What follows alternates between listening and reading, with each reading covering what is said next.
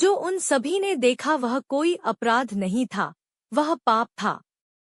वैसे तो इस दुनिया में अपराध और पाप की न तो कोई सीमाएं हैं और न ही कोई परिभाषा, पर पहर भी कुछ लोगों की नज़र में इन सभी के बीच बहुत बड़ा अंतर होता है।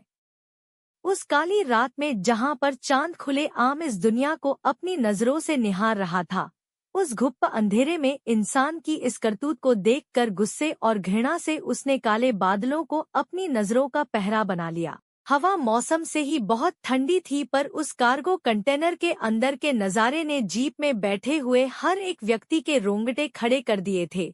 नजरें जिसका तिरस्कार करे ऐसे दृश्य को आप क्या कहेंगे? क्या वो बदसूरती कहलाती है या उसे गंदगी कहेंगे? यह तो सर। टीना की आंखों से आंसू टपक रहे थे। उसने अपने मुंह पर हाथ रख लिया। वह कंटेनर लड़कियों से भरा हुआ था।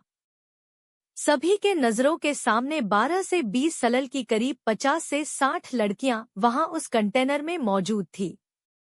उनके अंगों पर नाम मात्र के वस्त्र थे तो कुछ के ऊपर एक छोटा सा कपड़ा भी नहीं था। सभी लड़कियों के सर झुके हुए, लंबी बेलों से बाल चेहरे को ढके हुए थे। किसी के हाथ और पैर आपस में बंधे हुए थे तो कुछ को कंटेनर में लगे हुए हुक से बंधा हुआ था। आंखें रो रो कर ससोच चुकी थी। पलकों के नीचे काले गहरे धब्बे थे। बदन चिकटा रखा हुआ था। आंखों में सब कुछ साफ था पर उनकी चमक कहीं खो गई थी।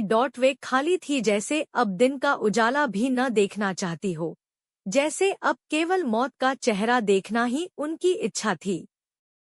पीछे बहुत सारा कोकेन ट्रांसपेरेंट पन्नियों में भरा हुआ था। लड़कियों की यह हालत इन ड्रग्स के कारण ही हुई थी। कुछ के शरीर पर हैवानों के हाथों के निशान छपे हुए थे। उनकी हैवानियत ने खून से लथपथ कर दिया था। ना जाने कितनों का रेप हुआ था, कितनी बार हुआ था, कितने दिनों से यहाँ पर बंद थी। पूरे कंटेनर में मलमूत्र की बदबू फैली हुई थी। वो सभी असहाय थीं। उन पर हुए अत्याचारों के कोई भी जवाब नहीं था। बहुत ही वीभत्स नजारा था। जिन पुलिस वालों ने इस सब को देखा था उनका शरीर कांप रहा था। इस हैवानियत से भर हुए मंजर ने उन सभी को उस ग्लानि का एहसास कराया था जो उन्हें चीख चीख कर बता रही थी कि वो एक पुलिस, एक नागरिक और एक इंसान के नाते अपनी जिम्मेदारियों को निभाने में नाकामयाब रहे थे। अतुल खुद को रोक नहीं पा रहा था। उसे खुद से घृणा होने लगी थी। आखिर सभी के सब्र का बांध टूट गया। गुस्सा, आंसू, सभी एक साथ फूट पड़े थे। उनके रोने की आवाज, चिल्लाने की आवाज ने हिमांशु की पूरी टीम को दहला दिया था। दांत पीसते हुए अतुल ने फोन काट दिया। सब कुछ बिगड़ गया था। इतने सारे अपहरण पर किसी भी तरह की कोई भी शिकायत दर्ज ही नहीं हुई। यह सबसे बड़ी ग्लानि थी। Control room. अपने आंसुओं को होंठ काटते हुए रोकने की कोशिश में अतुल के होंठ पर घाव हो गया। खून की बूंदें उसकी गर्दन पर रास्ता बनाने लगी थी। सारी एम्बुलेंस, महिला डॉक्टर्स और नर्सों के साथ यहाँ भेजो। नवी मुंबई अस्पताल के पीछे कार्गोयार्ड में। इसी वक्त जी अभी कुछ देर पहले ही सारी एम्बुलेंस निकल चुकी है, आपकी ओर ही आ रही ही। आपके एक साथी ने फोन करके हमें बता दिया था। कुछ ही देर में एम्बुलेंस पहुंच जाएगी। उस समय यह सोचने का समय नहीं था, पर अतुल को समझ आ गया था कि वो साथी कोई और नहीं बल्कि जय अग्निहोत्री ही था। ढेर सारी एम्बुलेंस ने 15 मिनट ही अपनी आवाज से पूरे कार्गो यार्ड को भर दिया।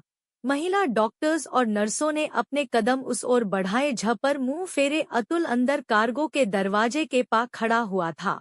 हर एक पुलिस वाला सर झुकाए खड़ा हुआ था। महिला डॉक्टर्स उन सभी को एक तरह देखकर हैरान थे। पूरा माहौल जैसे अंधेरे और ग्लानि से भरा हुआ था। वो कंटेनर के पास गई, एक बार पीठ दिख रहे अतुल की ओर देखा और जब कंटेनर के अंदर देखा तो काटो तो खून नहीं। आंखें उस नजारे को देखकर बाहर निकल पड़ी थी। वो ठिठक कर गिर पड़ी। हाँ, उस डॉक्टर की चीख में जो दर्द था उसने हर किसी को झकझोर कर रख दिया। प्लीज मैम, जल्दी कीजिए। उन सभी की जान अब आपके हवाले है। अतुल की आंखों से आंसू बहे जा रहे थे। बहुत ही रुंधी हुई आवाज में वह सिसक गया। सभी डॉक्टर्स ने खुद को संभाला और उन लड़कियों की ओर भागी। सभी को जिंदा देखकर जान में जान आई, पर क्या उन लाशों को अब जिंदा कहना सही था? क्या दिल का धड़कना, खून का बहना ही जिंदा रहना होता है? अगर हाँ, तो वे सभी जिंदा थी। स्ट्रेचर, चादरें, दवाइयाँ, इंजेक्शंस, जो कुछ भी जरूरी था वह सब कुछ लाया गया। उन बेसहारा बच्चियों को कपड़ों में लपेटकर एम्बुलेंस में ले जाया जा रहा था, पर क्या वो इन सभी की जान सच में बचा पाए थे? यह सवाल सभी को कचोट रहा था। इतनी शर्मिंदगी महसूस हो रही थी कि वे सभी घर जाकर अपनी पत्नी, बेटी, बहन को चेहरा दिखाना भी गवारा नहीं था। सर झुकाए केवल वो पुलिस वाले नहीं खड़े थे, बल्कि इंसानियत एक बार फिर अपना सर झुकाए उस ठंडी रात में नजरें झुकाए खड़ी हुई थी। इस गर्मी के मौसम की आज की रात खुला आसमान होना चाहिए था, पर खुद चांद उन काले गहरे बादलों में छुपा हुआ था। वैसे तो थाने का यह इलाका पेड़ पौधों से रहित था, फिर भी तेज हवाओं के झोंकों ने पूरे इलाके को झकझोर कर रखा था। आधी रात हो चुकी थी, पर न तो चांद बाहर आया था और न ही हवाओं में जरा भी ठंडक थी। रोशनी से अब भी पूरा समय समाया हुआ था। आबिर शहर होने का प्रमाण यही तो था। हर जगह कोई न कोई लाइट जल ही रही थी। केवल एक जगह को छोड़कर वसई क्रीक के पास सभी कॉलोनियों से दूर वो विशालकाय इमारत अंधेरे में डूबी हुई थी। पूरे 20 माले थे उसमें, पर एक छोटी सी रोशनी केवल 20वें माले के एक कमरे से आ रही थी, जैसे मोमबत्ती की हल्की रोशनी हो। वो एक ऑफिस रूम था जिसके अंदर कांच की खिड़की से नजारे को देखता हुए कोई बैठा हुआ था। वह काला कोट रात के अंधेरे ऐसे विलीन था जैसे अदृश्य हो। उसके कुर्सी घुमाते ही उसके चेहरे पर हल्की सी रोशनी पड़ी। यही कुछ 28 साल के युवक का घिसा हुआ चेहरा था। गोरा रंग रोशनी की ओट में पीला पड़ रहा था। बनी हुई दाढ़ी के निशान, वो छोटे बालों का मैदान सा दिख रहा था। हल्के भूरे बाल और लंबा सा चेहरा जिससे अहंकार टपक रहा था। मुझे उम्मीद नहीं थी कि कोई मेरे काम में इस तरह अड़ंगा डालेगा। उस रास्ते के कांटे को स्कूल में ही मार देना था। उसके चेहरे पर घृणा नहीं थी, पर ऐसा क्रोध था जिसमें अफसोस था। मुझे लगा था कि जब तक तुम मेरे लिए काम कर रहे हो, कोई भी इस काम में मुझसे टक्कर नहीं ले पाएगा। अपनी नाकामयाबी पर कुछ कहना नहीं चाहोगे? सामने सोफे पर कोई बैठा हुआ था। लंबा शरीर, नीचे नरम कपड़े वाला चिपका हुआ पेंट जैसा वस्त्र पहना हुआ था। ऊपर एक बैगनी रंग का कुर्ते जैसी पोशाक थी जिसमें बटन की जगह सीने से लेकर गर्दन तक मोटा सा धागा था जो जाल सा बनाए हुए था। बाजुएं खुली हुई थी, पर हाथ पर आस्तीन थी जो इतनी बड़ी थी कि 4 से 5 हाथ तो आराम से बन जाते। अपने दोनों हाथों को आपस में उंगलियों से जोड़ कर रखा हुआ था, जिससे आस्तीन ने उसके हाथों को पूरी तरह से ढक रखा था। रोशनी कम थी, पर उसके सुनहरे लंबे मोटी झाड़ू जैसे बाल थे जिसमें पीछे एक चोटी बंधी हुई थी, तो कुछ बाल सामने के और भी थे जिनने उसका चेहरा हल्का सा छुपा रखा था। उसके पीछे 2 बड़े काले साए खड़े हुए थे। ये कोई ऐसी भाषा नहीं थी जो हर कोई समझ सकता था। उसकी यह आवाज इतनी अजीब थी कि कुर्सी पर बैठा हुआ वो इंसान जिसने सवाल पूछा था झुंझल गया।